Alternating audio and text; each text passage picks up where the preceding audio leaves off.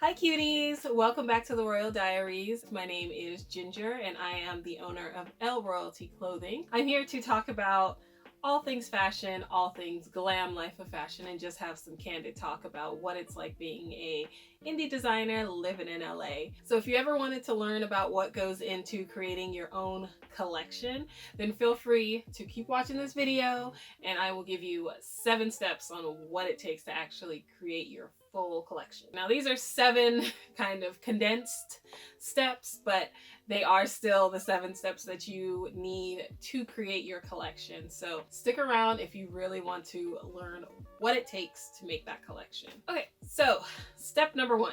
This is a very big step. You need to figure out what you want your mood or your theme or your aesthetic is going to be for this collection. So what does that mean?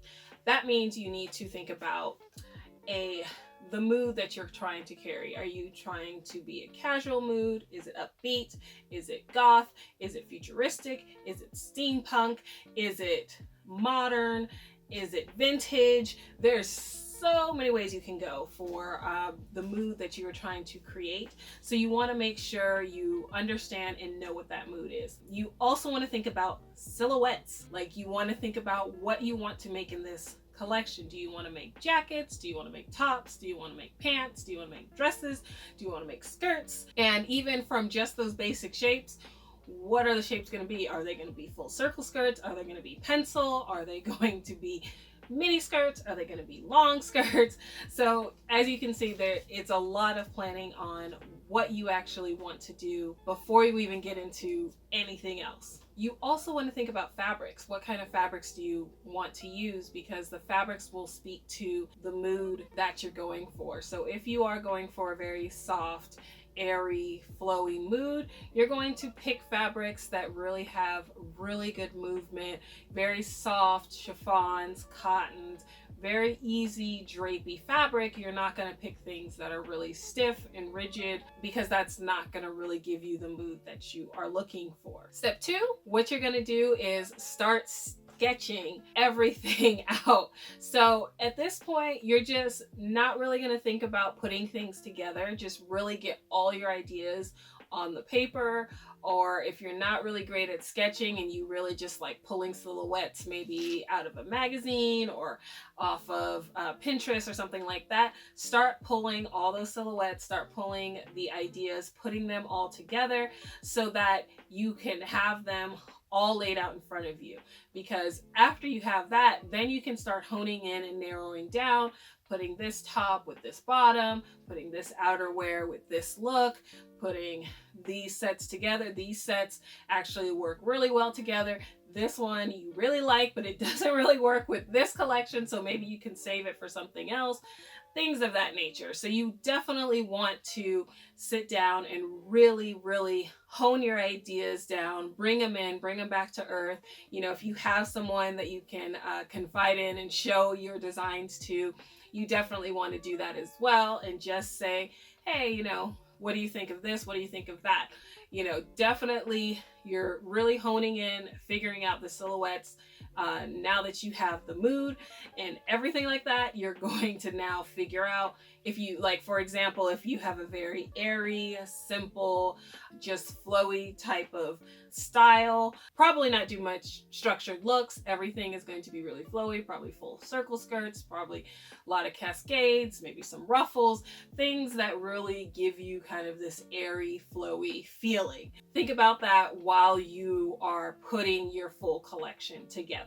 Step 3, so now that you have your favorite sketches, you have this collection, you think it's going to work, now you're going to start putting all your fabrics together. So what you want to do is think about the types of fabrics that you want to do. If you want to do prints, like if you wanted to do an all plaid collection and do a bunch of plaids, you're going to start filling in where these plaids are going to go. Or if you wanted to do, you know, just solid colors, no prints, then you're going to still fill in where you want these colors to go.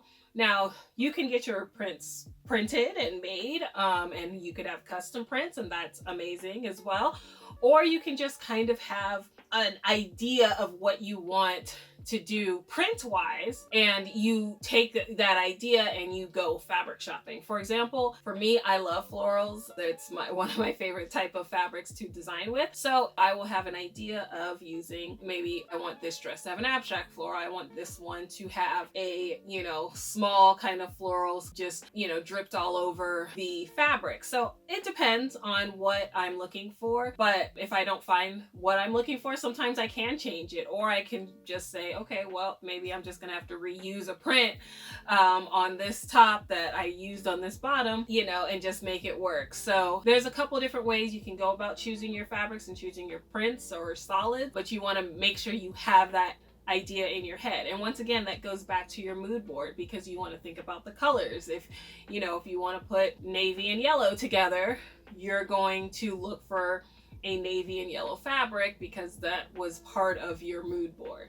So step number 4 is really breaking down everything and just make sure it's still cohesive, because sometimes in the design mode you're like, oh, I want to do this, I want to do this, I want to do that, I want to do this, but then it doesn't end up cohesive. It doesn't end up telling a story. What is your opening garment going to be? What's the garment that's going to be in the middle? What's going to be your finale piece? If you're doing a runway show, if you're not, if you're just creating a collection, you still need to have, what is your strong piece? What is your piece that is maybe not as strong, but maybe it's more affordable? Maybe, what's your piece for your target customer? What's something that her best friend would wear that maybe she's not fully into your brand, but there is a piece that she could wear? So you really have to start thinking how putting this collection together and still make it cohesive. You don't want to have all bottoms and no tops. You want to make sure that you have a really great balance overall with the full collection. So now we are on step 5. So this is kind of, I think, the fun part for most people, because this is when you start seeing your designs come to life. So this is where you are either creating the garment yourself, or you're pattern making, sewing, putting together garments, or you are, have hired help to pattern make, sew, and put your first samples together. Know that the first samples don't need to be perfect. They don't need to be 100%. The first samples are really just there to get your idea out. So even if you make your first sample, you're like, well, if I made this another time, I would probably do this. I would probably do that differently. I would probably do a different construction. That's totally fine. The first sample really is for you to take pictures with, to, if you have it at a fashion show, it doesn't have to be perfect, but you should get it about, a good 80, a good solid 80% there of what you're actually looking for, just so that if anyone asks you about said garment, you have a really, really good sample to show them. Now, another thing, a side note that I just want to say, if you are buying wholesale and you have the option to customize your garment as well, this is the point where you are being really particular about the first sample. You want to make sure that before they go into production with your samples, that they're exactly how you want them to be. So if you are doing wholesale, typically, they make you buy at least, 20 units or something like that. If you are having to do wholesale, just know that you have to be a little bit more particular versus if you made the sample yourself, or if you knew somebody like knew a sewer or pattern maker to make something for you, because you have really good one-on-one, whereas the vendors, sometimes you do, but typically if you're not ordering a huge amount, they kind of push you to the side. So just be aware of that as well. Same if you're getting your clothing manufactured maybe from a small manufacturer, and not so like just a person that you know or you've met. Just know that if you're only doing a small amount of units, that they're probably going to push your stuff a little bit to the side. So you have to be really particular. It might be a good idea to do a tech pack, or at least have kind of a start of a tech pack of specs and pictures of everything that you want and the construction and things like that. So step 6. Okay, we're almost done. So step 6 is also, I think maybe one of my favorite parts, but it's the photo shoot. It's really getting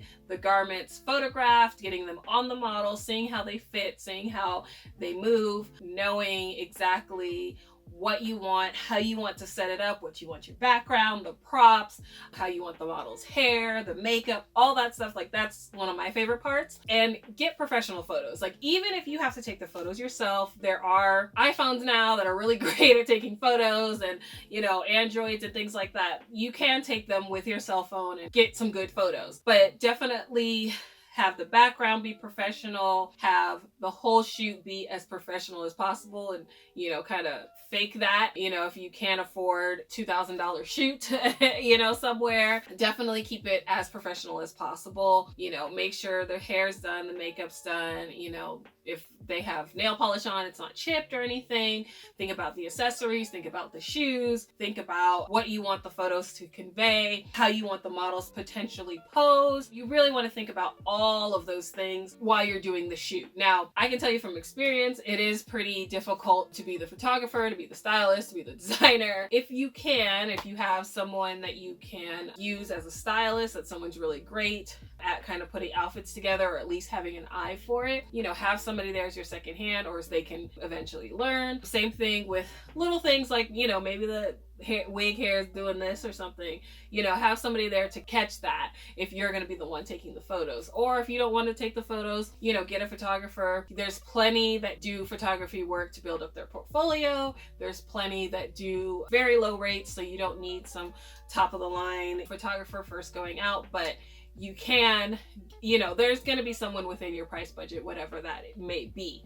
So definitely get it on the professional side, get them, edited, make sure the lighting is exactly what you want it to be, because maybe you took the photos in the shade, which most photos I take for my website and things like that are in the shade, so I have to lighten them up, just kind of do a basic kind of airbrush on the face to kind of keep everything pretty even, just so that the photos look as professional as possible. You definitely want to get also front, back, side. I always say this, front, back, side, maybe a 3/4 if you don't want to just have them stand 100% to the side, just kind of them cheating a little bit. The customer can see all angles. You want to make sure they understand exactly what they're going to get and know exactly what they're going to get. So definitely keep that in mind when you're doing your photo shoot. You want to get as many photos as possible, any close-ups. Think about also for advertisements for social media or videos for social media, like now's the time to do them while you have somebody in your clothes wearing them,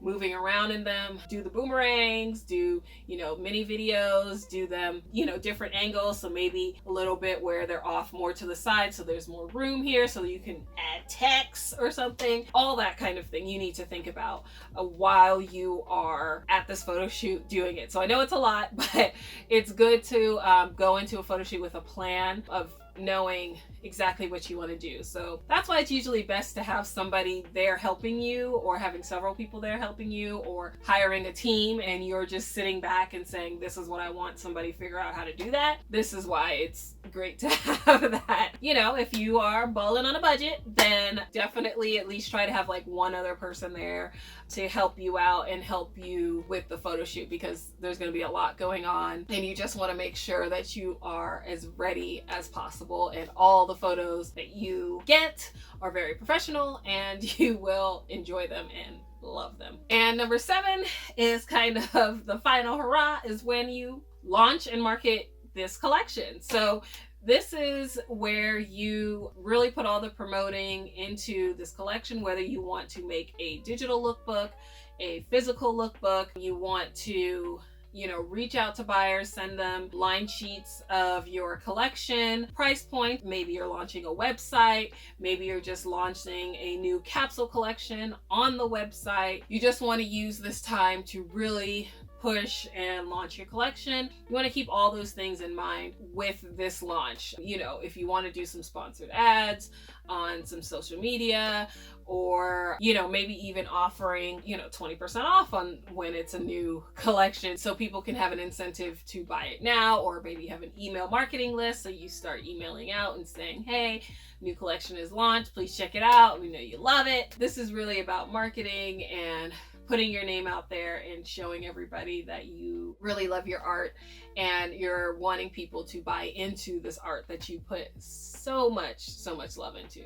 So that was number 7. I think though that's kind of a broad version of what it takes to launch a collection. I mean, I could definitely break down a little bit more, but I wanted to give you less than 10 steps to launch this collection and just kind of give you an overview of what it takes. So if you have any questions, feel free to put them down in the comment section. Let me know if you're launching a new collection, if you would like any advice on launching a new collection, what's the name of your new collection, you know, let me know. I know I'd say really quick, sometimes people wonder how many collections should you do a year? Should it just be spring and summer?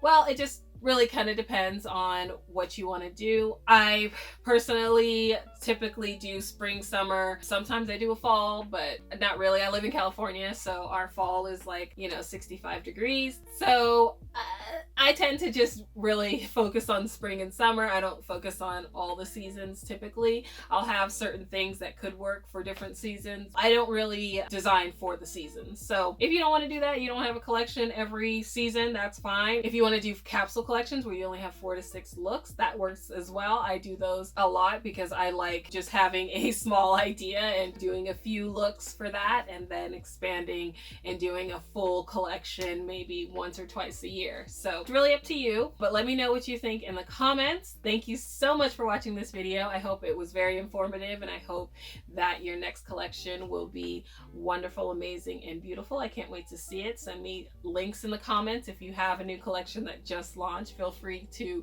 post it up because I would love to see them. I would love to see everyone's creativity. So until next time, stay cute and stay unique. Bye.